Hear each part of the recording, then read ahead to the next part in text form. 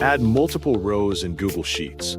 If this guide helpful, don't forget to like and subscribe. Open Google Sheets in your computer or laptop browser.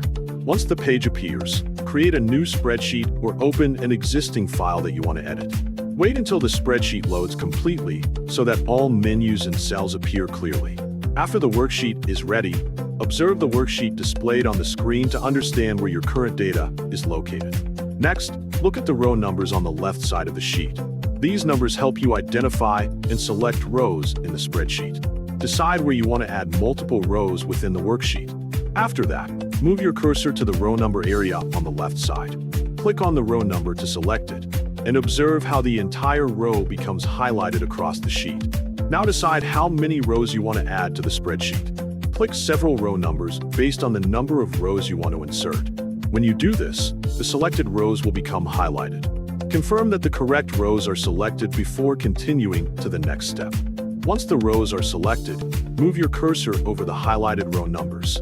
Right-click on the selected rows to open more options.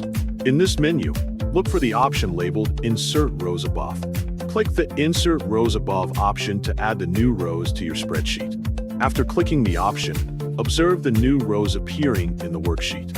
You will notice that the number of inserted rows matches the number of rows you previously selected. Next, check the worksheet layout after inserting the rows. Scroll the sheet slightly to review the changes and confirm that everything appears correctly.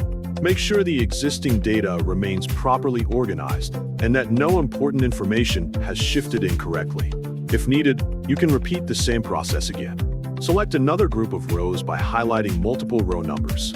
After selecting them, right-click on the highlighted rows and choose the Insert Rows Above option once more.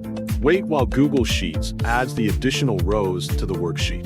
Finally, confirm that the rows were added successfully. If necessary, adjust the row height so the layout looks cleaner and easier to read.